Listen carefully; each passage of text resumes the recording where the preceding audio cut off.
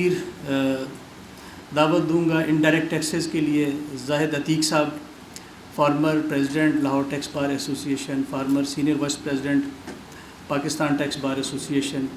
बिस्मिल्लाहिर्रहमानिर्रहीम। बहुत शुक्रिया सेक्रेटरी साहब, सदर साहब ने भी कुछ खासा ज़्यादा ही कह दिया और ज़िम्मेदारी भी इसके साथ साथ काफ़ी ज़्यादा बढ़ गई। कोशिश करते हैं कि जितना थोड़ा बहुत अल्लाह ने नॉलेज से या इंफॉर्मेशन से नवाजा है वो आप दोस्तों से शेयर कर लें। प्रपोज्ड तजावीज़ हैं, इन पे बात कर लें।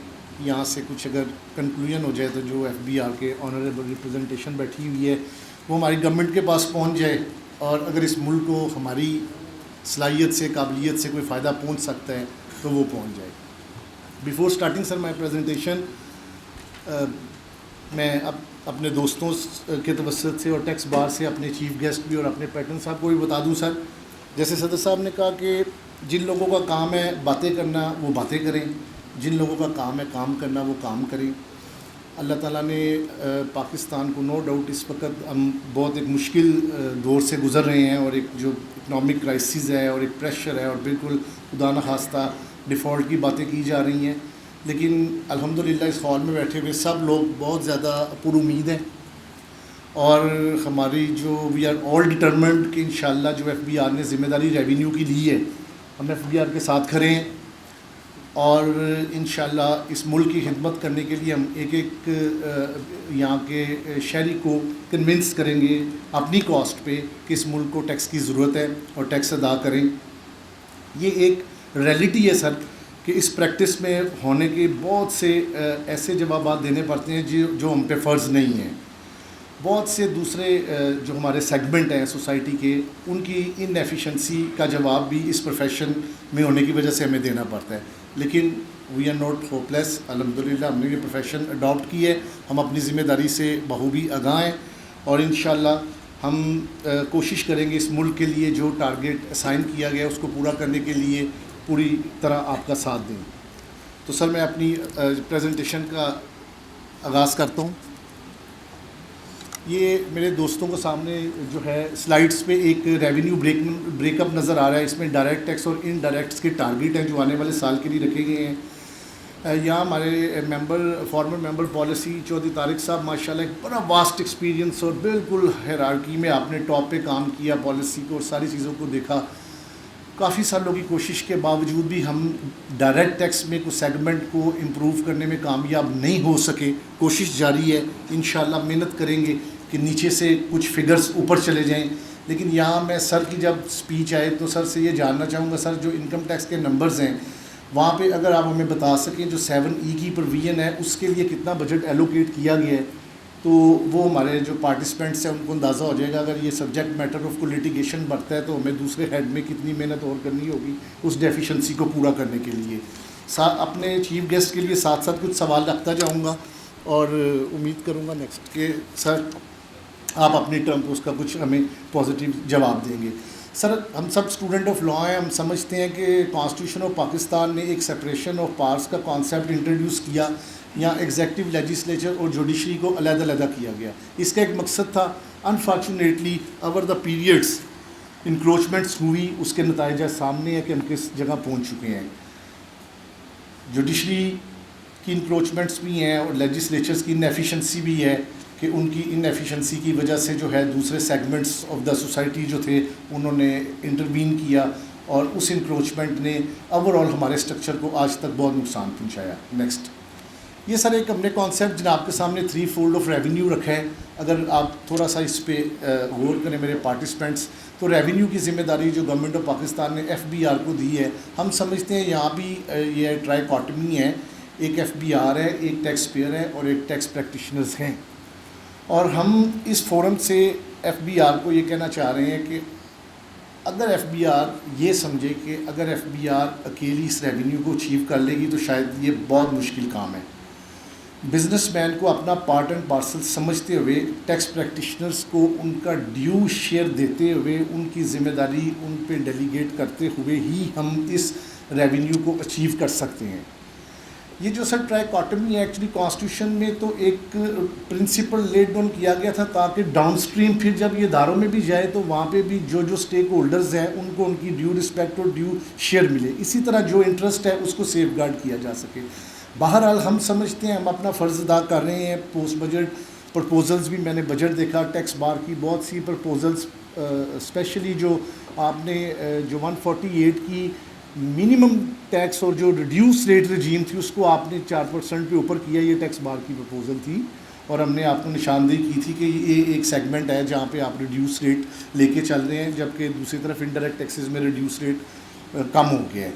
नेक्स्ट, तो हम आपसे सर ये उम्मीद करते हैं कि आप हमें जो है वो अपना एक पार्ट समझेंगे और हमारी जो भी सलाहियतें हैं इनसे फ़ायदा उठाते हुए और हमारी जो भी सजेशंस होंगी आने वाले पूरे साल के लिए उनको अपने लिए एक जो है वो असिस्टेंट समझते हुए हमें इंशाल्लाह आप रिकग्नाइज़ करेंगे और अपना पार्ट बनाते हुए साथ लेके चलेंगे। ये प्रपोज़ल है ये सेक्शन 2 सब सेक्शन 12 में सर, यहाँ जो है गुड्स की डेफिनेशन में प्रोडक्शन, ट्रांसमिशन, डिस्ट्रीब्यूशन और इलेक्ट्रिसिटी को शामिल किया गया है। एक्चुअली चूँकि taxable supply section 2 sub section 33 में गुड्स पे बेस करती है, जो गुड्स की डेफिनेशन में ये प्रोडक्शन को ले आए हैं। आल्दो जो हमारा सेल्स टैक्स का बेसिक स्ट्रक्चर है वो तो टैक्सेबल सप्लाईज पे बेस करता है और सेक्शन 3 की रूल से फर्दरेंस ऑफ टैक्सेबल एक्टिविटी पे टैक्स चार्ज करने का कॉन्सेप्ट है, लेकिन for the purposes of discourse जो इंटेंट ऑफ गवर्नमेंट है उसको डिस्ट्रीब्यूशन और इसकी जो प्रोडक्शन और ट्रांसमिशन है उसको भी हमने टैक्सेबल वैल्यू और वैल्यू सप्लाई का पार्ट बनाना है। तो उसके लिए लीगल बैकिंग प्रोवाइड करने के लिए गुड्स की डेफिनेशन में शामिल करके, सप्लाई ऑफ गुड्स की डेफिनेशन में शामिल करके चार्जेबिलिटी ऑफ सेल्स टैक्स तक 3 अमेंडमेंट्स के जरिए इसको पहुंचाया गया। नेक्स्ट, ये सिग्निफिकेंट है सर, ये सेक्शन 76 डील करता है जी वैल्यूएशंस के साथ कि बोर्ड जब वैल्यूएशंस करवाएगा तो उस पर जो फ़ी और सर्विसेज की कंसिड्रेशन होगी उसको सेल्स टैक्स की डेफिनेशन से निकाल दिया गया है और जो है सेल्स टैक्स के लिए अब सेक्शन 76 की वैल्यूएशन की सर्विसेज जो बोर्ड ऑब्टेन करेगा उस पर जो फ़ी पे की जाएगी that is not subject matter of sale tax now. Next, बड़ा हॉट इशू है सर और हमारे चीफ़ कमिश्नर आरटीओ जनाब नासिर साहब बैठे हुए हैं यहाँ, सर के साथ लंबे लंबे सेशंस भी हुए हैं। इसके ऊपर लोगों को जो है कन्विंस करने पे भी काम हो रहा है, एफबीआर भी बहुत काम कर रही है, हम भी कोशिश कर रहे हैं। मैं समझता हूँ कि एफबीआर लेजिस्लेचर से जो कुछ मांग रही है वो ज़्यादा है। आपको जो आप मांगते हैं आपको लेजिस्लेचर दे रहा है। स्टैट्यूटरी अमेंडमेंट्स में हम अपनी ज़रूरत से ज़्यादा चीज़ें ऑब्टेन कर रही हैं, टू सम एक्सटेंट ये हमारी लायबिलिटी और एक वक्त पे जाके शायद आपकी हमारी इनएफिशिएंसी भी बन जाए कि इतना कुछ आपको दे दिया उसमें से आपने निकाला क्या। मैं समझता हूँ अपनी ज़ाती राय में कि हमें सर इसको स्टेप बाय स्टेप लेके चलना चाहिए। जो पॉलिसी के डिसीजंस हैं इस वक्त जो हमने पर्सनस और क्लास ऑफ पर्सनस टियर 1 में डाल दिए हैं ये बहुत हैं। अब मज़ीद आपको सेल टैक्स एक्ट में लेजिस्लेचर से मांगने की ज़रूरत नहीं, या तो फिर पॉलिसी हम डिसाइड कर लें कि across the board sale tax को ख़त्म करके ट्रेड को सीधा इनवॉइस सिस्टम पे ले जाएं, इसमें से सेल्स टैक्स का कॉन्सेप्ट ख़त्म कर दें ताकि वो जो liable to be registered non registered का कॉन्सेप्ट ख़त्म हो जाए और आप एक बिजनेसमैन को उसकी जो टैक्स रजिस्ट्रेशन है उससे पीओएस को इनवॉइस करवा लें, विच इज़ मोर इफेक्टिव। और अगर हमने यूँ करना है तो हर 4 अमेंडेड ऑर्डिनेंसेस, 3 अमेंडेड ऑर्डिनेंस, एक सप्लीमेंट्री फाइनेंस एक्ट पिछले 1 साल के दौरान आए, हर एक में पीओएस के लिए काम हुआ। लेकिन मैं ये समझता हूँ कि हमारे चीफ़ कमिश्नर साहब बेहतर रहनुमाई फरमाएंगे, लेकिन मेरी मालूमात में कुछ हम ख़ास नंबर इसमें बनाने में सो फार कामयाब नहीं हुए। कॉर्पोरेट सेक्टर में ठीक है, लेकिन इसका मेन चंक जाना है ट्रेड में और उसमें मार्केट्स में, और वहाँ से जो सेल्स टैक्स और इसमें एक बड़ा इम्पॉर्टेंट पहलू सर ये है कि सो फार हमने जो इसके लिए लायबल टू बी पीएस लोग हैं टियर 1, उसमें मेरे सब प्रैक्टिशनर्स जानते हैं कि ये चेन ऑफ स्टोर्स के जो पार्ट हैं या जिनके यूटिलिटी बिल्स 1.2 मिलियन 12 लाख से ज़्यादा हैं, या जो एयर कंडीशनर मॉल्स में बैठे हुए बिज़नेस कर रहे हैं, debit credit point of sale की मशीन इस्तेमाल कर रहे हैं 236G, 236G और H, ये सर इतनी बड़ी डोमेन है 236G और H के जो डाउन स्ट्रीम होल सेलर्स हैं, ये सब के सब इस वक्त ऑर्गेनाइज सेक्टर से काम कर रहे हैं। जितनी आपकी 300 लार्ज स्केल मैन्युफैक्चरिंग कंपनी है, ये अपनी सेल टैक्स रिटर्न में सबका डाटा आपको दे रही हैं, और इन होल सेलर्स को POS में और सब रजिस्टर्ड है, इंटीग्रेट करने के लिए शायद सिर्फ एक नोटिस की ज़रूरत है। अगर हम 236H और G को इफेक्टिवली यूज़ करें तो ये मार्केट्स में जो पैनिक है इस तक पहुंचने के लिए आपको काफ़ी मदद मिल सकती है, और एक अच्छा नंबर आपको 236G और H से मिल जाएगा। टैक्स बार की जो प्रपोज़ल थी, हमारी रिक्वेस्ट थी कि आप सेक्टर वाइज इसको लें, आप शॉप के साइज़ वाइज, और इस तरह से ना करें। तो ज्वेलर्स के लिए जो नई अमेंडमेंट आई है उसमें N ब्लॉक पूरा सेक्टर ज्वेलर्स का विदाउट एनी डिस्क्रिमिनेशन ले लिया गया है, और इनका जो है रेट जो है वो 3% और 4% किया गया है। तो ज्वेलर्स अब irrespective of shop size, irrespective of debit credit machines, AC mall, जो ज्वेलर्स हैं और ज्वेलर्स की एसोसिएशन है, उनके पास उनके सारे जो मेंबर्स हैं उनका डाटा मौजूद है। एक नोटिस के ऊपर सारा डाटा आ जाएगा और बड़ी आसानी से हम सबको रजिस्टर्ड करके POS के लिए रिक्वेस्ट कर सकते हैं। रेट इतना अट्रैक्टिव 3% हो गया। Aldous this is the new one, ये लास्ट सप्लीमेंट्री फाइनेंस बिल में हमने इसको 17% कर दिया था, उससे पहले भी 3% ही रेट था, और 3% पे टैक्स ज्वेलर्स पे कर रहे हैं। POS इनके ऊपर इम्प्लीमेंट करना इंतहाई आसान है। इंपोर्ट की हद तक सर जो ज्वेलरी और उसके आर्टिकल्स हैं उनका 4% रेट है, और ये जो imported jewellery 4% at source tax pay कर देगी, इसकी लोकल सेल पे एग्जम्पशन दे दी गई है 6 शेड्यूल में, मैं आगे जाके आपको बता दूंगा। तो वो ज्वेलर्स जो इम्पोर्टेड आर्टिकल यूज़ कर रहे हैं, वो जब एट सोर्स कस्टम स्टेज पे, क्रॉस बॉर्डर स्टेज पे अपना टैक्स पे कर देंगे, they are not liable to pay 3%। तो जो इफेक्टिव रेट है फॉर इम्पोर्ट पर्पज़ 4 और लोकल सप्लाईज़ का 3, बट जो इम्पोर्टेड 4 होंगे उनको दोबारा 3 देने की ज़रूरत नहीं होगी। नेक्स्ट, POS पे बहुत काम करने की सर ज़रूरत है, हम आपके साथ हैं, आपकी मदद कर रहे हैं, मज़ीद करते रहेंगे।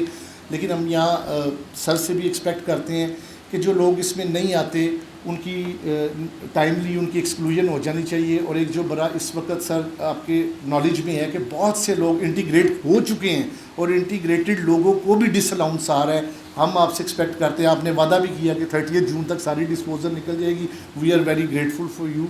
तो सर हम चाहेंगे आप अपनी सुपरविजन में 30 जून तक जो लोग इंटीग्रेटेड हैं उनको एटलीस्ट जो उनका एक लेजिटिमेट राइट डिप्राइव हो रहा है उससे निकाल दें प्लीज़, ताकि एटलीस्ट वो एक सेंस ऑफ कंफर्ट जा सके।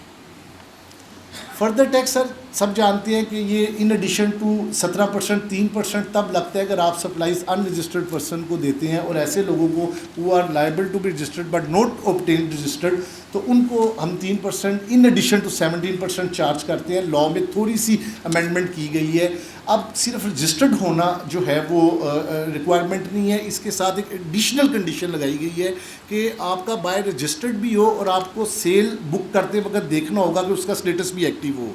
एक बंदा सेल्स टैक्स में रजिस्टर्ड है लेकिन उसने अपनी रिटर्न्स फाइल नहीं की, काफ़ी देर से वो नॉन एक्टिव है, उसको जो फैसिलिटी अवेल कर रहा था, नॉन एक्टिव का मतलब ये है कि वो अपने बिजनेस को रिपोर्ट नहीं कर रहा। नॉन एक्टिव यूजुअली आप नॉन फाइलिंग ऑफ रिटर्न की बुनियाद पे होते हैं या किसी सस्पिशियस ट्रांजैक्शन की बुनियाद पे होते हैं। तो अगर कोई शख्स अपनी रिपोर्टिंग डाटा FBR को नहीं कर रहा तो उसको कोई हक नहीं पहुँचता कि उसके सेल टैक्स नंबर के ऊपर एक कंसेशन दी जाए। बहुत अच्छी अमेंडमेंट है और मैं समझता हूँ कि इसको अब सिस्टम में हमें जाके IRS में पीछे इनकॉर्पोरेट करना होगा, ताकि जैसे सिस्टम के साथ नॉन एक्टिव का डाटा एंटर रिटर्न में किया जाए, ऑटोमेटिकली वहाँ पे जो फर्दर टैक्स का बेनिफिट है उसका चेक लग जाए। नेक्स्ट, ये सर एक रेटिफाइड प्रोविजन है सर, ये जो 2021 का अमेंडेड ऑर्डिनेंस आया था, इसमें हमने सर जो ऑनलाइन मार्केट ऑपरेटर हैं इनको पाबंद किया था कि आप थर्ड पार्टी को जो सेल करेंगे 2% विद होल्डिंग जो है ऑनलाइन से मुराद मार्केट में आपको जितने भी ऑनलाइन सेल प्लेटफॉर्म्स बने हुए हैं, ये जिस वक्त अपने वेंडर को पेमेंट करेंगे तो 2% उसका सेल्स टैक्स काट के जमा करवाएंगे। ये चूँकि वो ऑर्डिनेंस लैप्स हो गया था और अब उसको हमने उसका become now the part of law, we have to need to ratified it, तो हमने इसको कानून का हिस्सा दोबारा इस मनी बिल के ज़रिए बना दिया है। ये बहुत अच्छी प्रोविजन है सर। अगर ऑनलाइन मार्केट को, ई-कॉमर्स को प्रॉपर्ली हम अपने सिस्टम में ले आएँ तो यहाँ से हमें काफ़ी रेवेन्यू आ सकता है। और ये नॉन एडजस्टेबल टैक्स है, बहुत इसका माइनर जो है, और गवर्नमेंट ने जिस तरह अपनी इंटेंट दी है एक फ़िक्स टैक्स रिजीम की, ये उसमें एक अहम रोल प्ले कर सकता है। और इस हेड में सर कोई खास टैक्स सो फार आ नहीं रहा। अगर इसके ऊपर कोई स्ट्रेटजी पेपर बन जाए और कोई टीम बन जाए और इसको ज़रा इफेक्टिवली देख ले तो इस हेड से टैक्स काफ़ी सारा आ सकता है। क्योंकि अक्सर जो सर ऑनलाइन मार्केट प्रोवाइडर है इन्होंने कैश की पॉलिसी रखी हुई है। ये कैश जाके डोर स्टेप पे डिलीवर करके प्रोडक्ट ले लेते हैं। वो ट्रांजैक्शन बैंक में रिपोर्ट नहीं होती और चूँकि ये उसकी डेबिट क्रेडिट टर्मिनल पे सर ये रिपोर्ट नहीं होती तो इसका टैक्स भी जो है वो आना हमारे तक नहीं होता। सो फार सर जो ये ऑपरेटर्स हैं अगर हम थोड़ी कोशिश करके जो सर्विस प्रोवाइडर है इनका डाटा इकट्ठा कर लें और इनका नंबर्स इस वक्त 100 of thousands में है, लेकिन शायद हमारे पास डायरेक्टली FBR के पास कोई एक्सेस नहीं है कि इनको किसी जगह हम एक सेक्टर के तौर पे रख के इनकॉर्पोरेट कर सकें। इनको सर एक सेक्टर का स्टेटस देते हुए एक सेगमेंट की ज़रूरत होगी जो एक्सक्लूसिवली इस साइट को देखे। इसमें हमें टैक्स का काफ़ी चंक आ सकता है। नेक्स्ट, टीयर 1 रिटेलर के साथ सर टीयर 2 जो है वो अब ये आ रही है सर। इसमें ये कॉन्टीन्यूस लॉ का पार्ट है कि ऐसे छोटे दुकानदार जो उन कंडीशंस पे पूरा नहीं उतरते जो मैंने आपको पहले बयान की तो वो बिजली के बिल के ज़रिए अपना टैक्स अदा कर दें।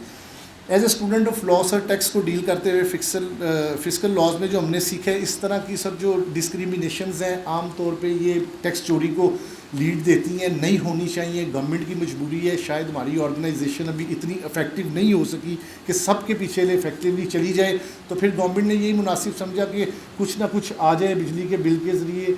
तकरीबन जो मैंने रिपोर्ट्स टेलीविज़न पे मिनिस्टर साहब से सुनी है उन्होंने 2.5 मिलियन लोगों का जिक्र किया है जिनके पास कमर्शियल कनेक्शंस हैं और ये 2.5 मिलियन लोग अपने बिल के साथ जो टैक्स अदा करेंगे जो प्रपोज्ड अमाउंट है वो अगर उनका बिल 30,000 तक पर मंथ है तो 3,000, अगर 50 तक है तो 5,000 और अगर 50,000 से ज़्यादा है तो 10,000 रुपये अपने बिल में पे करेंगे। इस तरह एनुअली 1,20,000 रुपया पे कर देंगे और अगर 25 लाख लोगों से हम उनमें से जितनी परसेंटेज भी 20-30 हज़ार का बिल तो सर बहुत ही छोटी अमाउंट है और ये 50,000 से ज़्यादा ही आमतौर पे कमर्शियल बिल होता है और अगर हम 50,000 का नंबर लगा के उसको 1,20,000 एनुअल ले सकें तो इसमें सर एक हमें उम्मीद है कि काफ़ी ज़्यादा रेवेन्यू आ जाएगा।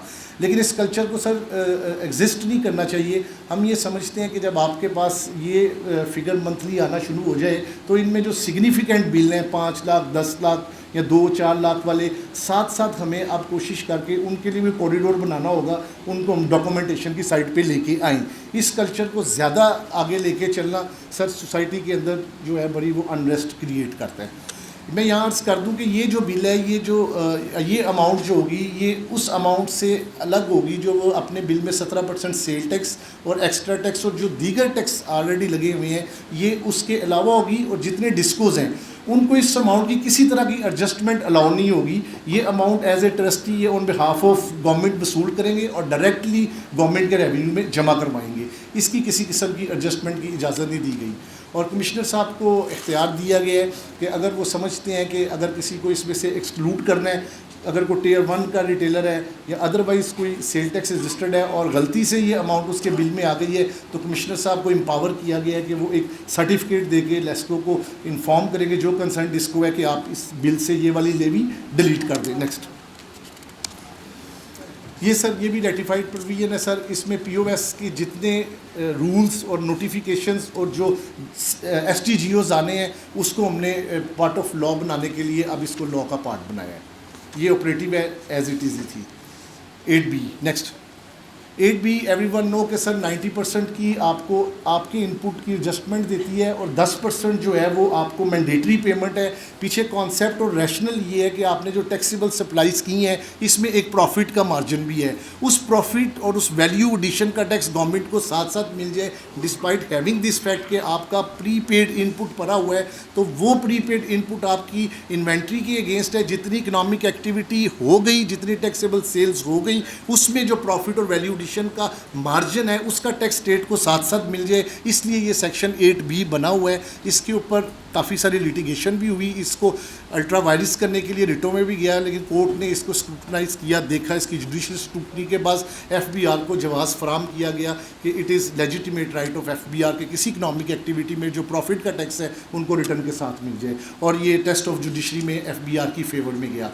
अब इसमें तजवीज़ ये है कि जो पब्लिक लिमिटेड कंपनी और जो लिस्टेड कंपनी को एग्जम्पशन थी वो विड्रॉ कर ली गई है। तो अब अक्रॉस द बोर्ड जो भी रजिस्टर्ड पर्सन है, चाहे वो पब्लिक लिमिटेड कंपनी है, लिस्टेड कंपनी है, उसको अपने उस इकनॉमिक एक्टिविटी जो एक महीने में की है उसके प्रॉफिट के मार्जिन का टैक्स रिटर्न के साथ अदा करना होगा। इससे FBR के रेवेन्यू में खासा इजाफा होगा। नेक्स्ट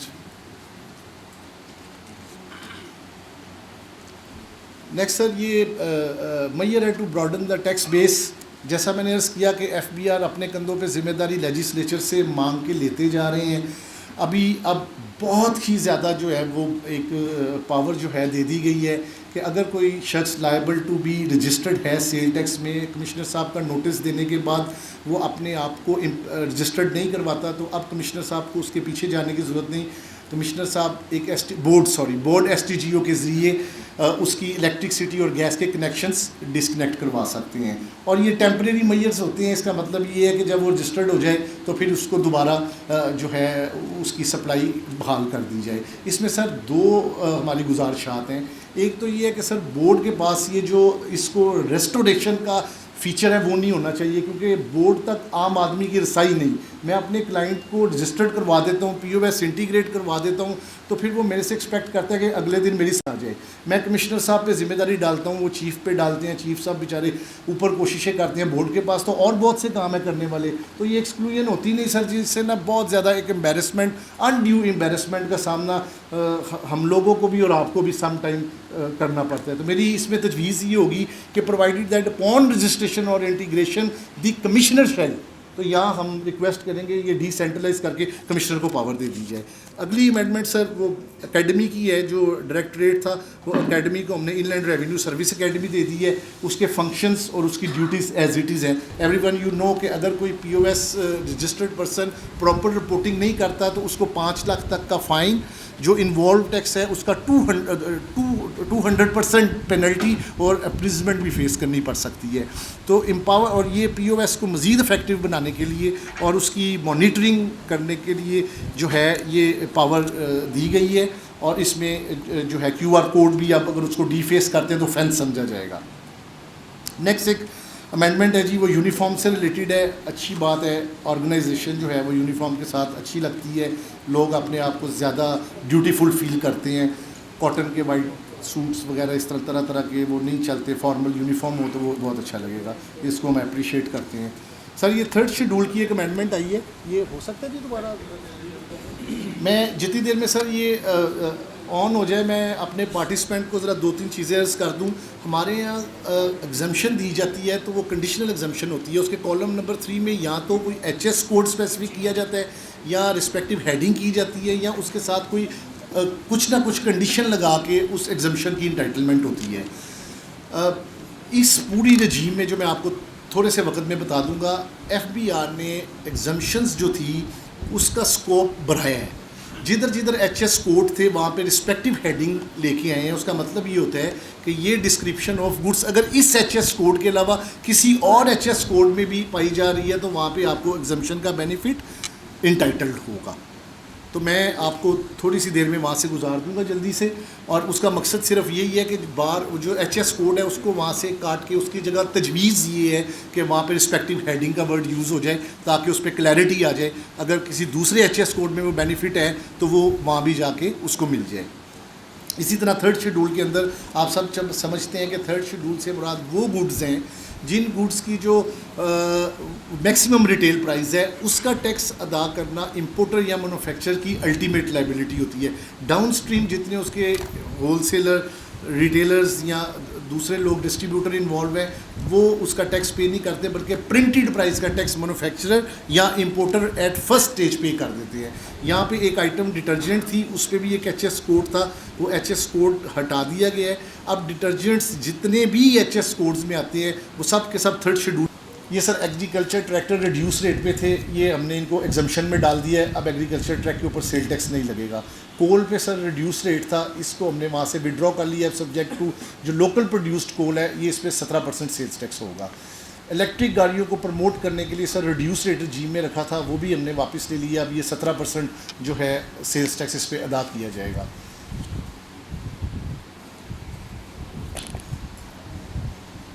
ये सर बड़ी इंपॉर्टेंट चीज़ है सर, इस पे मैं आपका 1 मिनट लेना चाहूँगा। सर ये जो बैटरीज़ के मैन्युफैक्चरर हैं इनको हमने विद होल्डिंग एजेंट बनाया हुआ है, और ये सर जो लेड लोकली प्रोक्योर करते हैं उस पर विद होल्डिंग की डिडक्शन करते हैं। इस सेक्टर में सर जो सेल्स टैक्स की withholding unregistered to registered हमने एक्सक्लूजन में रखा हुआ है, अनरजिस्टर्ड के ऊपर ये कैप होती है। ये हमने सर सिर्फ 2 HS हेडिंग्स थी जिस पे हमने कैप किया था उन्हें, अब हमने यहाँ पे सर रिस्पेक्टिव हेडिंग कर दी है, यानी अब इसको डिस्क्रिप्शन वाइज कर दिया। अगर लोकल लेड ख़रीदा जाएगा बैटरी मैन्युफैक्चरर तो वो उसकी विद होल्डिंग करके जो है वो 17% की एट वोल्यूम डिडक्शन करके पेमेंट करेगा।